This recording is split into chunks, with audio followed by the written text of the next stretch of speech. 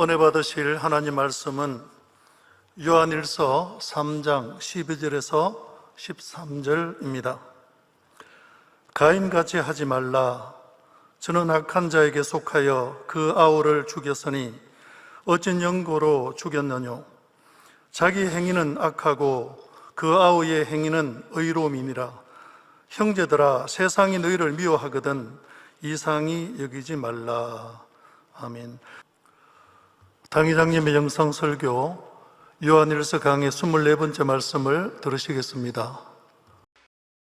사랑하는 성도 여러분, 전 세계 및 전국의 지교회 성도 여러분, 지성전 성도 여러분, 전 세계 인터넷을 통해 예배 드리는 모든 성도 여러분, GCN 방송 시청자 여러분, 지난 시간에는 본문 12절의 가인과 아벨에 대해 말씀을 증거하다가 시간이 되어 마쳤습니다. 하나님의 자녀된 증거는 의를 행하는 것과 형제를 사랑하는 것이라 했습니다. 의를 행치 않고 범죄한다, 죄를 짓는다면 하나님의 자녀 아니라는 걸 스스로 인정을 해야 돼요. 어둠에 거한다, 스스로 인정해야 돼요. 하나님 말씀은 누누이 나오잖아요. 요한일서만 해도 얼마나 강조되어 나옵니까? 나는 하나님의 아들이다, 딸이다, 자녀다, 종이다 하지 말아요. 스스로 부끄러워해야 돼요. 하나님 앞에. 하나님은 아니라고 늘 말씀하는데 그 형제를 사랑하지 못하는 거. 하나님의 자녀라면 가인처럼 행해서는 안 된다고 했지요. 가인은 피의 제사에 대해 부모로부터 배웠지만 순종하지 않았습니다. 하나님께서는 가인의 제물은 받지 않으셨고 반면 동생 아벨은 순종하여 피의 제사를 드렸기에 그 제사를 받으셨지요. 우리도 하나님 앞에 피의 제사를 드린다. 하나님의 자녀다. 정말 하나님을 내 아버지로, 또 우리 주님 구세주로 마음에 믿고 이렇게 한다고 하면 그분들의 간구와 기도가 어찌 응답이 안 되겠어요? 하나님이 자기 자녀들이 간구하는데 응답 안 주겠습니까, 여러분? 응답을 못 받는 것은 문제가 있는 거 아니에요? 바로 하나님이 인정하지 않으신다. 성경 보면 구약신약에 답이 다 나오고 있어요. 이에 가인은 하나님께 서운해하고 아벨을 시기하여 미워했지만 하나님께서는 사랑으로 가인의 잘못을 깨우쳐 주셨습니다. 창세기 4장 6절 7절에 여호와께서 가인에게 이르시되 내가 분하여 하면 어찌미며 안색이 변하면 어찌미뇨. 내가 선을 행하면 어찌 낯을 들지 못하겠느냐. 선을 행치 아니하면 죄가 문에 엎드리느니라. 죄의 소원은 내게 있으나 너는 죄를 다스릴지니라. 가인은 마음에 악이 있으니 하나님 앞에서 낯을 들지 못했습니다. 우리도 참 하나님 자녀들도 하나님 앞에 불의를 행하면, 죄를 지으면 사실 낯을 들고 기도할 수가 없어요. 손을 들고 기도할 수도 없는 것이고, 저 머리를 숙이고 하나님 앞에 죄송해서 통에 잡아가며 그렇게 해야죠. 요한복음 3장 20절에도 악을 행하는 자마다 빛을 미워하여 빛을 오지 아니하나니. 악을 행하는 자마다 빛을 미워하여, 그러니까 악을 행하는 자는 빛을 미워한다 이 말이에요. 내가 어둠에 거하니까 빛을 미워합니다. 내가 비진리고 하니까 진리에 거한 사람 미워합니다. 내가 악을 행하니까 선을 미워한다 이 말이에요. 그래서 미워하여 빛으로 오지 아니하나니 이는 그 행위가 드러날까 하며.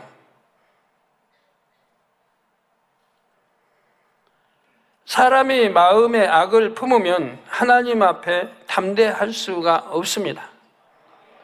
자기 안에 어둠이 있어 떳떳하지 못하니 빛이신 하나님을 피하게 되지요.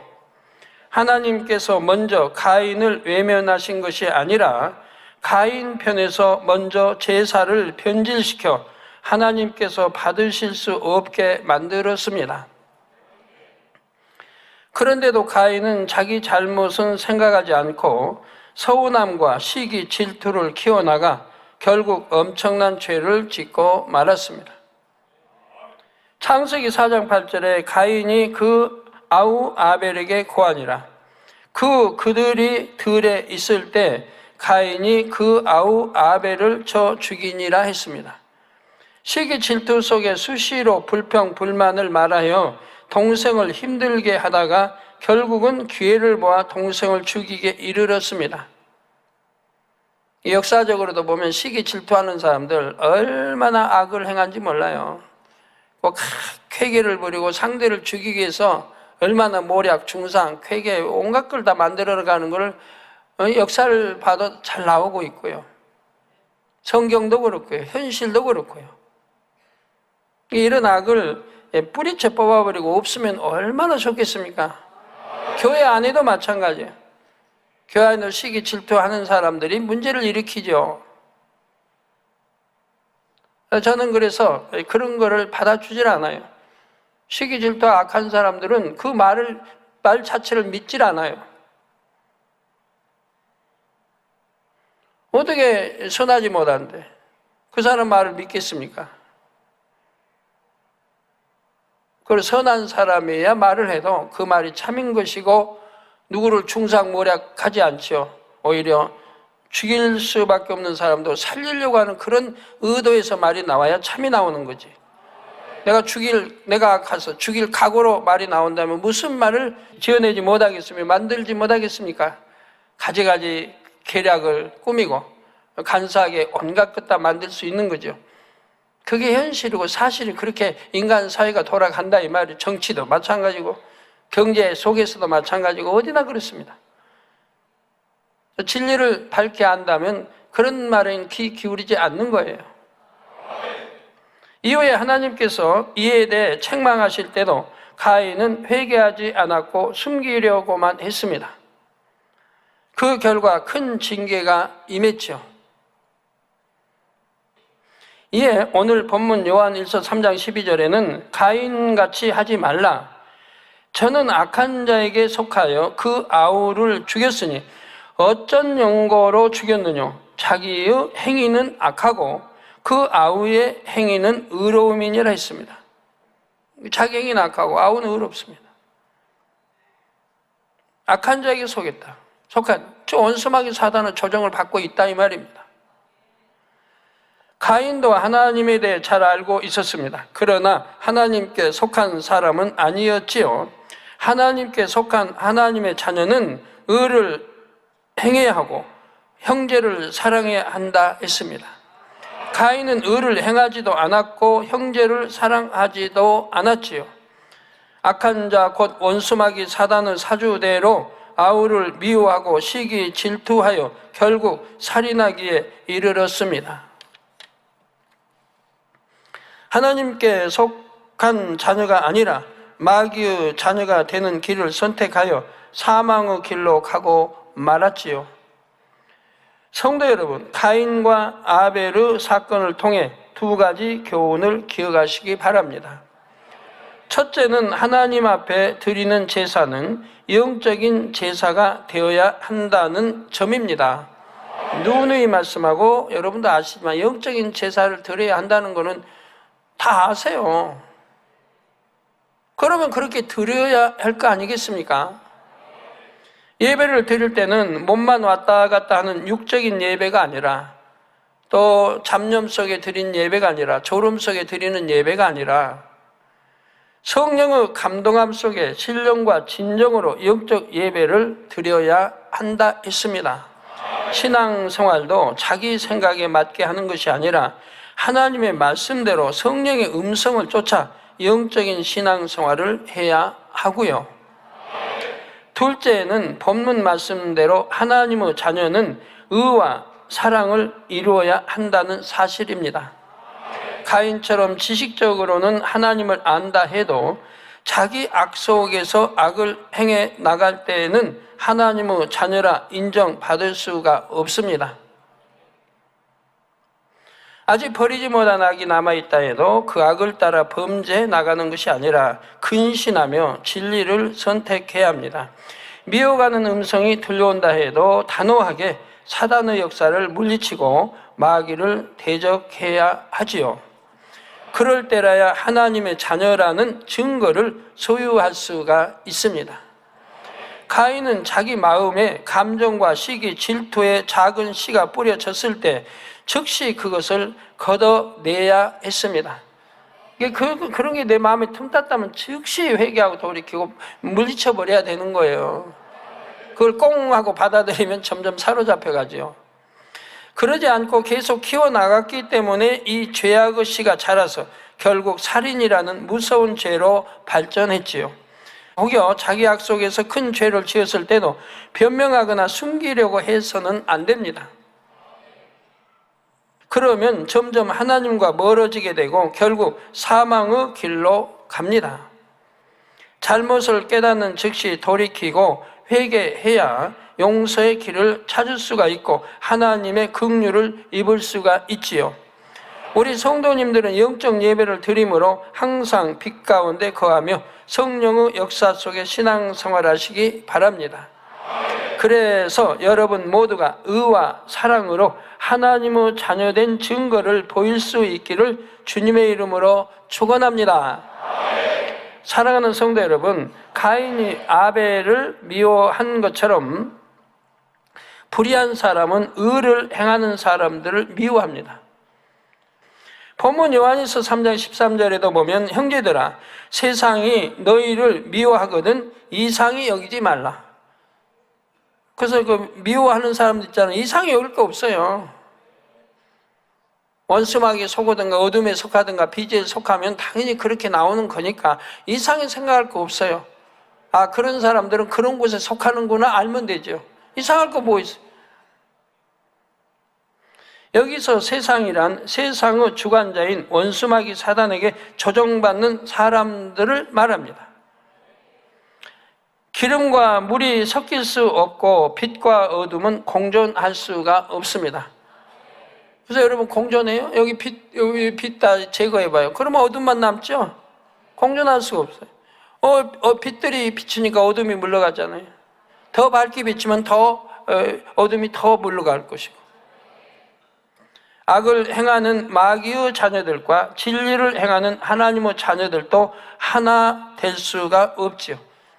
육과 영이 하나 될 수가 없는 거예요. 육은 육이요 영은 영입니다. 육은 어둠에 속한 자요 영은 빛에 속한 자입니다. 육은 원수 마귀에게 속한 자이고 빛은 하나님께 우리 주님께 속한 자입니다. 어둠은 지옥 자식이요 빛은 천국 자녀들입니다. 천국 백성들입니다. 이렇게 공존할 수가 없습니다. 원수마귀 사단은 세상 사람들을 사주하여 성도들을 미워하고 핍박하게 만듭니다. 성도들을 핍박하여 진리를 행치 못하게 하며 결국 구원에서 멀어지게 만들려는 것입니다. 세상이 하나님의 자녀들을 미워하는 또 다른 이유는 하나님의 자녀들이 의를 행하기 때문입니다. 요한복음 3장 20절 21절에 보면 악을 행하는 자마다 빛을 미워하여 빛으로 오지 아니하나니 이는 그 행위가 드러날까 하며 진리를 쫓는 자는 빛으로 오나니 이는 그 행위가 하나님 안에서 행한 것임을 나타내려 함이라 하신 예수님의 말씀이 나옵니다. 하나님의 자녀들이 진리를 행할 때 세상 사람들은 자신들의 불의와 불법이 더욱 부각되어 드러나기 때문에 싫어하지요. 오늘날도 이런 일은 빈번합니다. 성도들이 주님을 영접하여 술을 끊고 방탕한 생활을 그만두면 직장 동료나 친구들이 사람이 변했다, 섭섭하다 합니다. 직장 회식에서 상사가 권하는 술을 사용하면 교만하다는 오해를 사서 불이익을 당하기도 하지요. 성도들이 제사상 앞에 절하지 않으려 하면 주님을 믿지 않는 가족이나 친척들이 핍박하기도 합니다. 자, 어느 교회 누구는 너보다 훨씬 신앙생활도 오래 했고 직분도 장로인데 상황에 따라 술도 마시고 남들이 하는 것은 다 하더라. 너는 어떻게 사회생활을 하려고 그렇게 유별나게 구느냐 하는 것입니다. 전에 보면 요즘은 그런 말 못 듣습니다만 옛날에 80년대 이전에 보면 쟁이란 말 썼으면 예수쟁이란 말을 많이 썼어요. 지금은 이제 예수쟁이 그런 말을 안 쓰는 것 같은데 옛날에는 80년대 이전에. 그러면 예수쟁이 그러면 참이 영광인 거예요, 여러분. 영광. 왜? 쟁이라는 거는 전문가란 뜻이에요. 전문가. 너는 예수 믿는 전문가. 예수를 잘 믿는다는 뜻인 거예요. 너 예수쟁이 해도 기분 나쁠 거 하나도 없어요. 아, 내가 예수 잘 믿는다는 인정을 받고 있구나 라고 생각하면 되죠. 로마 옛날 시대 그 네로왕조 시대 예수 믿는 사람들 예수쟁이 잡아 죽이라고 했잖아요. 예수 너무 잘 믿으니까.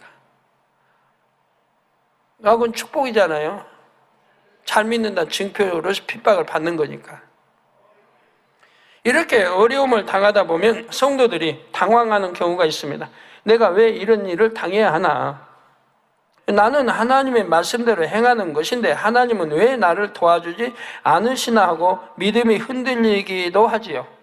물론 이제 초신자 믿음의 1단계나 진리를 모르는 2단계가 이런 생각을 하게 됩니다. 특히 초신자들의 경우는 더 그렇습니다.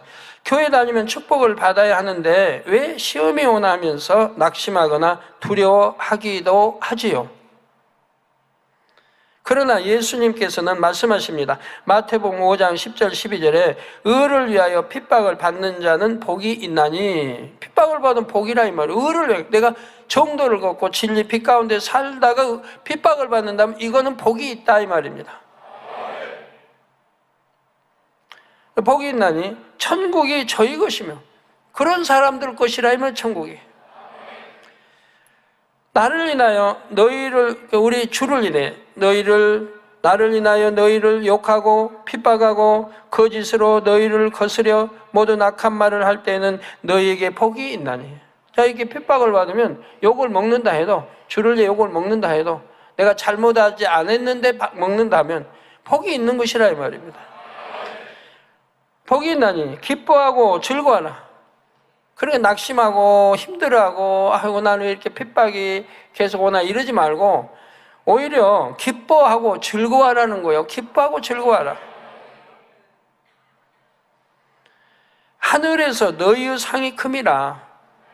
즉 하나님께서 상을 크게 주신다 이 말을 이로 인해 이 땅에서도 주시고 하늘나라에 가면 또 상이 쌓여 있고 주시고 양쪽으로 받아요. 양쪽으로.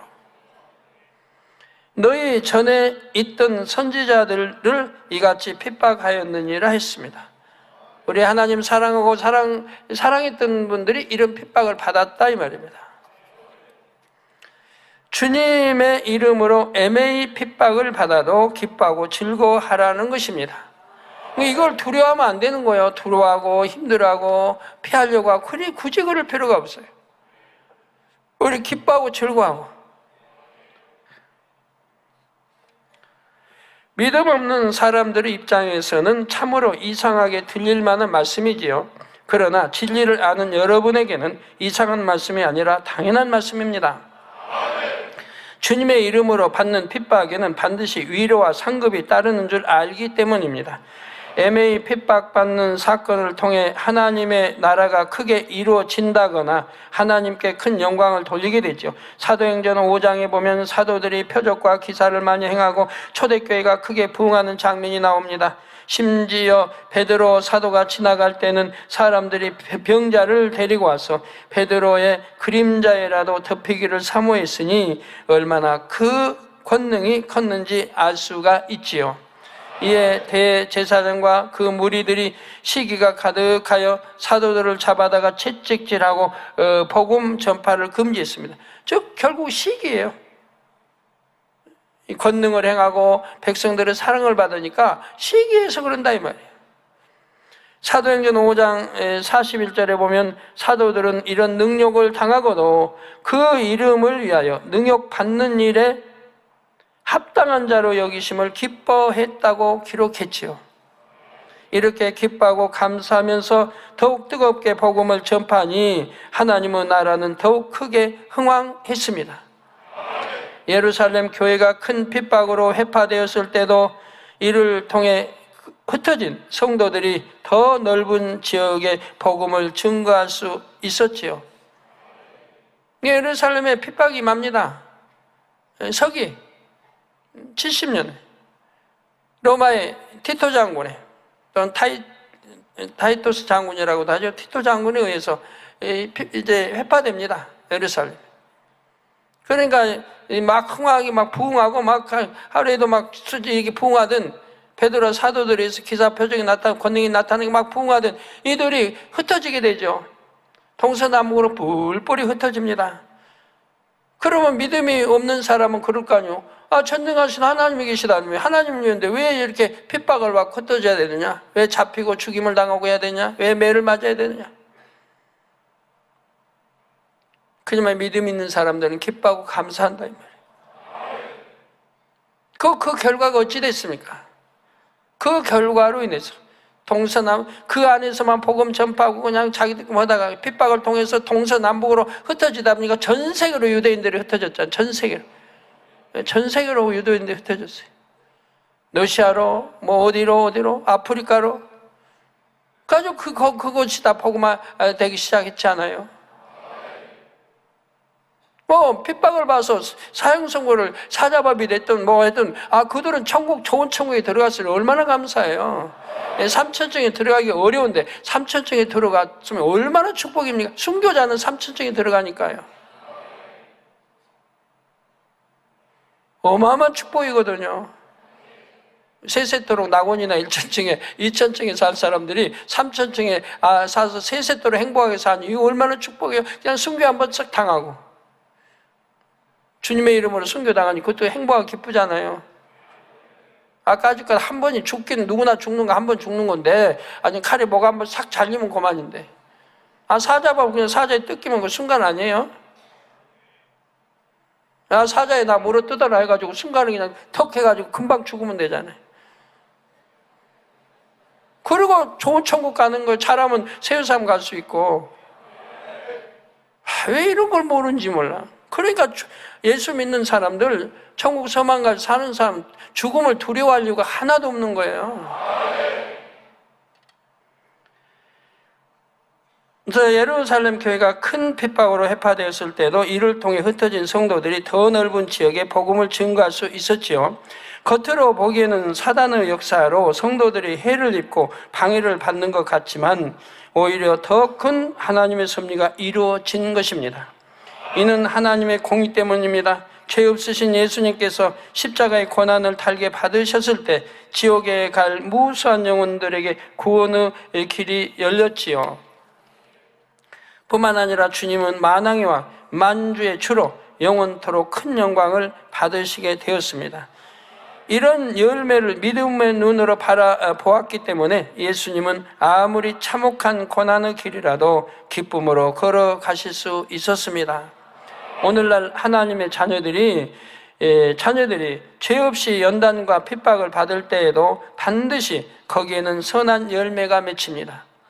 교회가 진리를 행하고 기사와 표적을 나타내면 원수마귀 사단이 심히 싫어하여 핍박하고 해방하기 마련입니다. 그럴 때도 성도들이 감사하여 더 불같이 기도하고 담대히 하나님의 뜻을 행하면 그로 인해 더 큰 하나님의 영광을 보지요. 의를 위해 핍박받는 것이 복이 있다 하셨으니 진리를 행함으로 고난당한다 해도 기뻐하고 감사하면 됩니다. 그럴 때 공의의 하나님께서 역사하심으로 하나님의 자녀들에게 더 큰 축복이 임합니다.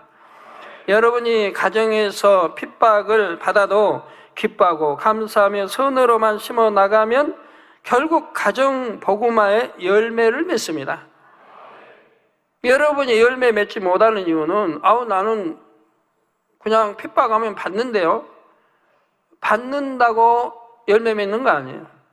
핍박을 해도 욕을 해 뭐 해도 내 마음 중심에서 감사할 줄 알아야 돼요. 이럴 때 원수마귀 사단이 떠나는 거예요. 하나님이 도와주시고. 근데 감사도 안 해요. 힘들어요. 그러지만 하나님 말씀이 있으니까 대적은 안 하고 막 한다고 하지만 중심에서 감사할 수 있어야 돼요. 기뻐하고. 이럴 때 원수마귀 사단이 떠날 수밖에 없고, 즉 하나님이 도와주시는 거예요. 가정복음화가 이루어지는 것이라 이 말이에요. 오히려 감사한다 이 말이에요. 기뻐하고요. 직장에서도 마찬가지입니다. 교회 다닌다고 핍박을 받아도 기뻐하고 즐거워하며 변함없이 선과 정직과 섬김으로 행하면 모든 핍박은 결국 축복으로 변하죠. 여러분 체험한 분들이 많을 겁니다.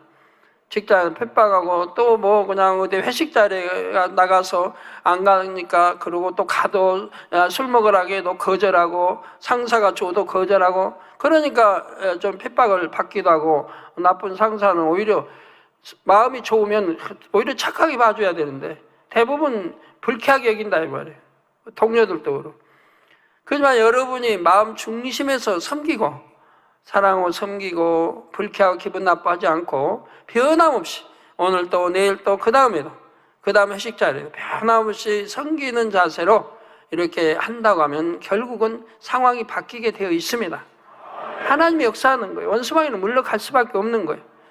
그래서 핍박받지 않고 오히려 사랑받고 존경받는 그런 사람이 되는 것이라 이 말이에요. 그렇게 직장에서 한 사람들은 아마 제 말에 다 공감할 거예요. 그렇게 하면 결국은 핍박이 물러가고 오히려 사랑받는 그런 회사원이 되는 걸 볼 수가 있어요. 또 상사들로부터 사랑을 받고 하나님의 법을 즐거워하고 하나님을 기쁘시게 하면 하나님께서 원수까지도 화목하게 해주십니다. 전에는 여러분을 미워하던 사람들도 결과적으로는 남보다 더 끈끈한 사랑과 신뢰로 맺어지기도 하지요. 물론 어떤 경우는 핍박하는 사람들에게 아무리 선하게 대해줘도 그들이 끝까지 돌이키지 않고 성도들을 미워하고 해치려고 할 때도 있습니다. 그러나 이럴 때에도 끝까지 선으로 행하며 잠잠히 하나님께 맡기면 됩니다. 하나님께서 친히 억울함을 풀어주시고 선악간에 갚아주시죠. 이게 너무 억울하게 당하기만 하고 매만 맞고 맨 뺨 때리면 오른밤 때리면 왼밤도 태워주고 그래야 되는가? 아닙니다. 그 결과는 하나님이 선으로 갚아주신다면 그 위로해 주시고 갚아주시면 그 위로가 뭡니까? 축복입니다. 축복으로 반드시 역사해 주세요. 저 그렇게 억울한 누명 쓰고 많이 당한 것 같지만 결과는 항상 축복이었어요. 지나고 보면 교회에 부흥을 줬고 물질에 축복을 줬고 권능이 더 커갔고 항상 위로와 축복을 겸하여 주셨어요. 이게 손해가는 게 아니에요. 다니엘도 그랬습니다. 다니엘이 왕에게 큰 사랑을 받으니 이를 시기하고 미워한 사람들이 그를 제거하려고 함정을 팠습니다. 한 달 동안은 왕 외에 다른 누구에게도 무엇을 구하지 못하게 하는 법을 만든 것입니다. 그 다니엘이 하나님께 구하는 걸 알기 때문에 이 다니엘을 올무 삼아 죽이려고 이런 법을 만들었다 이 말입니다. 왕은 아무것도 모르고 그냥 신하들이 오히려 왕에게만 절해야 되고 기도해야 되고 하니까 그냥 오히려 좋다고 찍어줬다 이 말이에요. 다니엘을 함정 파서 죽이려고 한 쾌계는 알지 못하고 말입니다. 왕은. 다니엘은 그 법이 자신을 노리는 함정인 줄 알면서도 습관을 쫓아 날마다 하나님께 기도했고 결국은 체포되어 사자굴에 던져졌지요. 여러분 신앙이 어떻습니까? 여러분 그렇게 한다고 하면 여러분 끝까지 기도하겠습니까? 기도할 사람이 혹여 있을지 몰라도 대부분이 좀 위장수를 쓸 거예요. 아니면 변명한다든가 내가 한 달간만 기도 쉬면 되지 한다든가 뭐 한 달간만 창문 닫아놓고 하면 되지. 창문이 오니까 저 숨어서 그걸 이제 기도서를 들으니까 창문 닫고 하면 되지. 그냥 창문 닫고 이불 뒤집어서 기도하면 총리 집에 어떻게 감히 누가 들어오겠습니까? 그렇게 하고 하면 되지라고 할 수 있습니다, 여러분. 그렇지만 다니엘은 그렇게 비굴하게 타협하지 않았습니다. 바로 동일하게 내가 사자굴에 들어간 줄 알면서도 사자밥이 되어 죽는 줄 알면서도 저들의 회개 모략에 의해서 이렇게 된 줄 알면서도 창문 열고 동일하게 하루 3차례씩 부르짖어 기도했던 것입니다. 타협하지 않았습니다. 그래서 다니엘도 체포되어 사자굴에 던져졌습니다. 그러니까 그렇게 함정이 나면서 습관을 쫓아 날마다 하나님께 기도했고 결국은 사자굴에 던짐받았다 이 말입니다. 그 결과는 여러분이 잘 아십니다. 하나님께서 다니엘을 지키시니 굶주린 사자들과 하룻밤을 함께 있어도 머리털 하나 상하지 않았던 것입니다. 이게 사자 굶주려, 원래 사자 굶주려 놓는 거예요. 그런 이제 죄수들, 그런 사형수들, 아주 그 나쁜 칠이나 그런 사람들 밥으로 주면 그냥 배가 굶주려 있으니까 덜컥 뛰어가지고 내려오는 그냥 ing켜가지고 뼈까지 바사먹는 거거든요. 뼈까지 바사먹는다고 있나요, 성경에? 예? 있나요, 없나요? 있죠. 뼈까지 바사먹는. 굶주려 놨어요. 근데 다니엘은 옆에서 자도 옆에 있어도 뭐 털끝 하나 건드리지 않는다 이 말이에요. 다 이렇게 하나님의 소관이라는 거 여러분 하시면 돼요. 성경 읽으면서 그냥 넘어가지 말아요. 이런 거 하나도 하나님이 소관, 하나님이 죽이고 살리신 하나님이 다니엘을 살리고자 하니까 사자도 어찌하지 못한다 이 말이에요. 이 어떤 위험이나 이런 때는 이런 말씀들이 탁탁 떠올라야 되는 거예요. 그래서 이 말씀을 붙들고 기도하고 그러면 그 말씀대로 되어지는 거예요.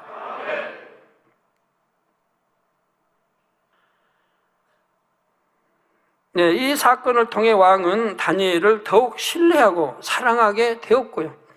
사자밥이 된 게 아니라 오히려 그 원수들이 다니엘을 죽이려고 했던 그 원수들과 가족들이 오히려 사자밥이 되었습니다.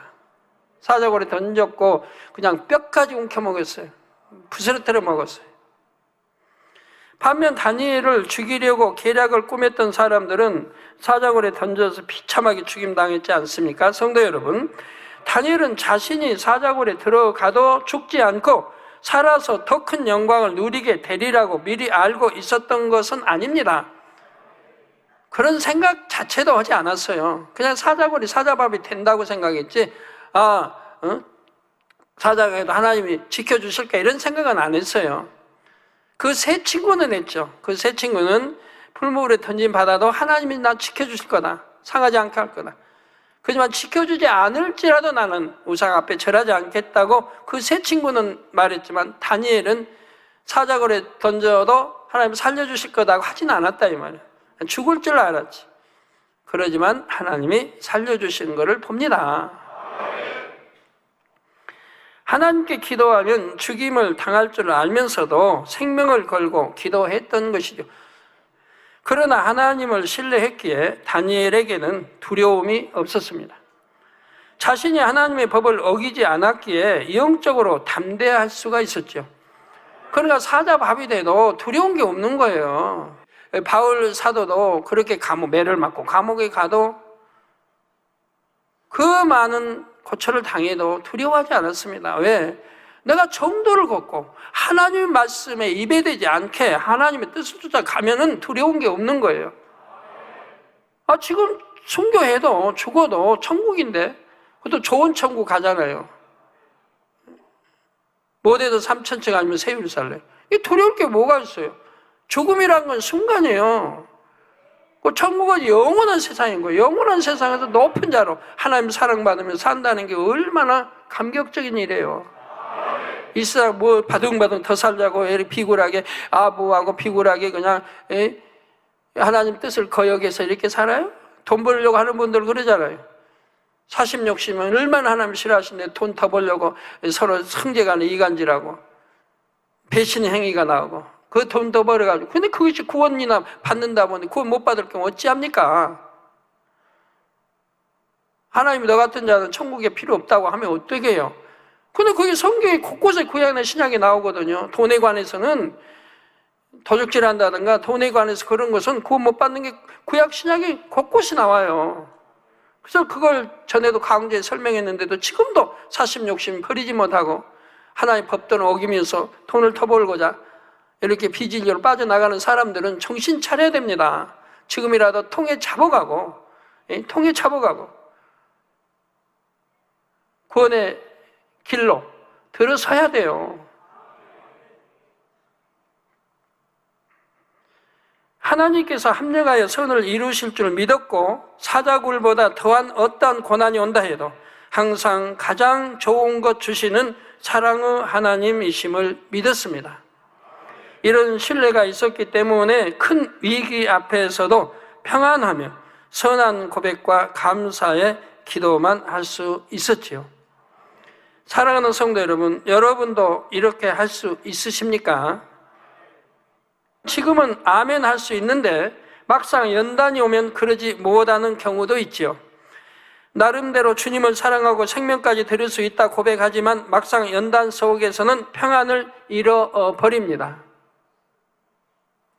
영으로 이루지 못한 만큼 육신의 생각이 파도처럼 밀려오고 이런저런 두려움과 고민으로 전전긍긍하지요. 나는 진리를 행했는데 하나님께서 왜 어려움을 주시나?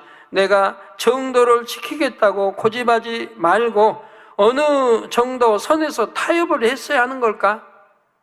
이거 말도 안 되는 거죠. 지금이라도 다른 방법을 써야 하나? 하나님께서 도와주실까?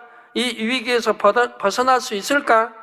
나는 믿음을 지켜서 영광 돌리려고 한 것인데 만약 결과가 좋지 않으면 오히려 영광을 가릴 것인데 어떻게 해야 하나? 수많은 생각들이 떠오르면서 이럴까 저럴까 갈 바를 모르고 얼굴에는 수심이 가득하지요. 더구나 그 연단이 빨리 끝나지 않고 자기 생각보다 오래 지속되면 예전에는 발견 못했던 모습도 드러납니다. 연단에 지쳐서 성결되려는 노력을 그치거나 사명을 소홀히 여기게 되지요. 내가 얼마나 열심히 노력했는데, 남보다 더 많이 충성했는데, 더 많이 사랑했는데 왜 나는 축복을 안 주시나 이렇게 원망 불평도 합니다. 하나님은 그런 분이 아니에요. 반드시 행한 대로 갚아주시는 분이에요. 내가 축복받을 그릇 만들었다면 축복 반드시 주는 거고 반드시 행한 대로 주시는 분인데 사람 편에서 오해를 해요. 어떤 분은 교회 다니면 오늘날 모르겠는데 옛날에 이렇게 80년대 개척 때 보면 그런 말들을 많이 하죠. 신방 가보고 이렇게 하면 교회는 나가고 싶은데 교회 나가면 막 시험이 오고 막 잘못돼 버리고 사업대가 이러니까 무서워서 못 나간다는 사람들이 덜어 있었거든요. 근데 절대로 그런 게 아니에요. 오히려 교회를 나가면 지킴을 받는 거죠. 망군의 의와 하나님이 지켜주시는 거죠. 지킴받지 못할 것도 지켜주시는 거예요. 어려움 당할 일도 피할 길을 주시고 지켜주시는 게 하나님이죠. 하나님이 하시는 일이에요. 그런데 교회에 나가니까 어려움을 당한다? 절대로 그런 건 없어요. 어려움을 당하는 거는 내가 예전에 잘못했던 거에 대한 어떤 송사가 있는 것 뿐이지 교회에 나왔기 때문에 송사가 일어나는 것도 아니고요. 하나님은 절대로 지켜주십니다. 이게 원수마귀 사단의 손에서 이제 하나님 천지전에 하나님 품으로 들어왔기 때문에 지킴 못 받을 것도 지켜주신다 이 말이에요. 원수마귀 사단보다도 수천만 갑절 힘이 세신 전능하신 하나님께 옮겨왔는데 어떻게 원수마귀 건든단 말이에요. 못 건드는 거예요. 하나님이 천군천사로 지켜버리니까 못 건드는 거예요. 근데 이게 신앙이 잘못 생각을 하고 있는, 내가 교회 나왔더니 시험이 왔다, 어려움이 왔다. 그건 아닌 거예요, 절대로. 오히려 어려운 일도 하나님 지켜주셔서 형통하게 인도하시는 거예요. 근데 나는 왜 축복을 안 주시나 이렇게 원망 불평도 합니다. 하나님 앞에 서운한 마음이 들어서 하나님 저는 최선을 다했는데 이제는 저도 모르겠습니다.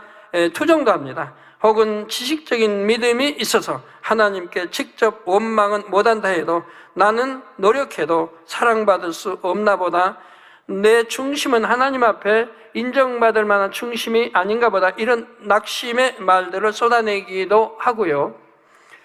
이는 하나님의 사랑을 신뢰하는 모습이 아닙니다. 그러니까 믿음이라는 게 아니라 이 말입니다.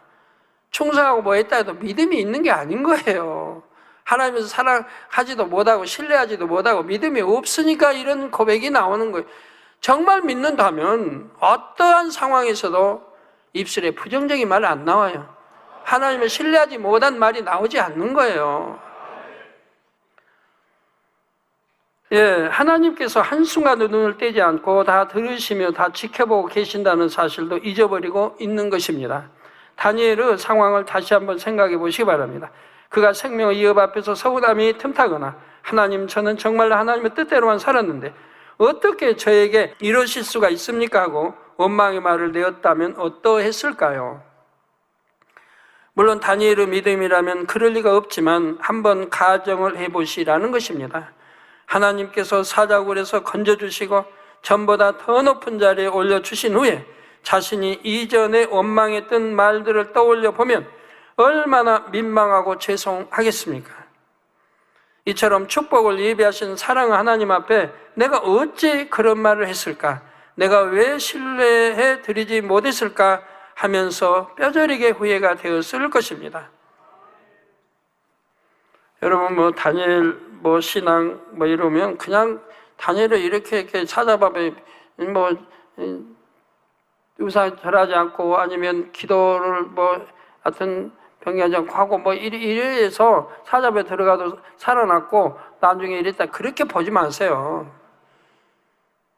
다니엘은 다니엘이 어떠한 마음 신앙인지 이걸 파헤쳐서 좀 들어야 돼요.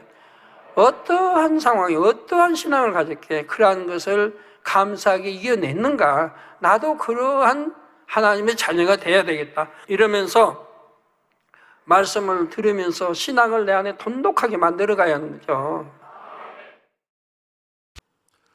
말씀을 통하여서 받은 은혜를 생각하시며 기도하시겠습니다.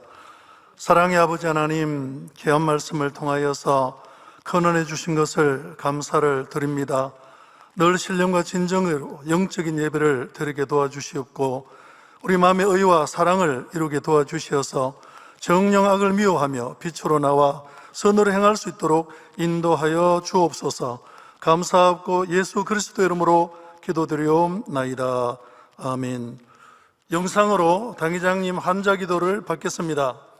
아프신 분들은 아픈 곳이나 연약한 곳에 손을 얹고 기도 받으시고 아프지 않으신 분들은 가슴에 손을 얹고 마음의 소원을 위해 믿음으로 기도 받으시겠습니다. 할렐루야. 전능하신 사랑의 아버지 하나님, 이 시간 기도 받는 모든 성도님들 위해 안수하여 주옵소서. GCN 방송 시청자들이 인터넷과 화상을 통해 기도받는 지교회와 지성전 그리고 전세계 하나님의 자녀들 위에도 시공간을 초월하여 역사하여 주시기를 원합니다.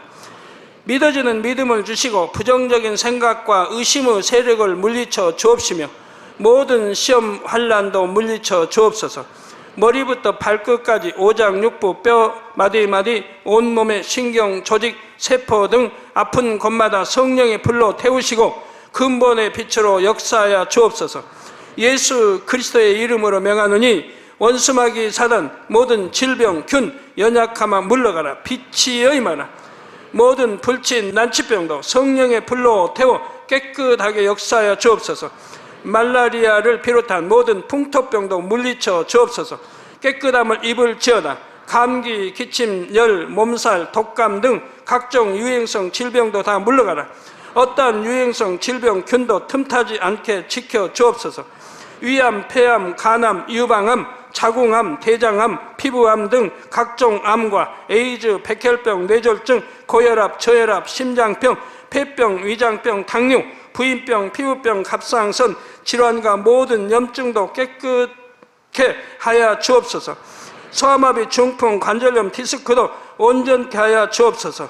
요통, 두통, 신경통을 비롯한 모든 통증은 사라질지어다. 간질, 자폐증, 우울증, 조울증, 노이로제 등 모든 정신질환도 물러가라. 모든 마비된 것도 풀어지고 일어나 걷고 뛸지어다. 눈도 잘 보이게 하옵시고 귀도 잘 들리게 하여 주옵소서. 소경은 눈을 뜨고 기머거리는 들으며 벙어리는 말할지어다. 각종 사고, 후유증도 깨끗게 하시고 부러진 뼈도 붙여 주옵소서. 화상 입은 것도 온전케 하옵소서. 화기야 물러가라. 열도 물러가라. 아버지 흉터도 나지 않게 역사해 주시기를 원합니다. 마약을 비롯하여 각종 약물과 독극물 중독도 깨끗함을 입을지어다. 죽은 신경과 세포가 살아나며 죽은 자도 살아나게 하여 주옵소서. 잉태의 축복도 주시기를 원합니다. 잉태 축복을 받으라 예수 그리스도의 이름으로 명하노니 원수마귀 사단아 하늘 공중 곳에 잡은 악의 영들아 물러가라. 그의 사자들도 물러갈지니라. 이 땅의 악한 영, 더러운 영, 거짓되고 간사한 영, 이간질하고 미혹하는 모든 어둠들은 물러가라. 모든 흉악의 결박을 풀고 어둠아 물러가라. 빛이여 임하라. 아버지 하나님, 부르짖어 기도할 수 있는 능력을 주시고 죄를 버리고 성결될 수 있는 능력을 주옵소서.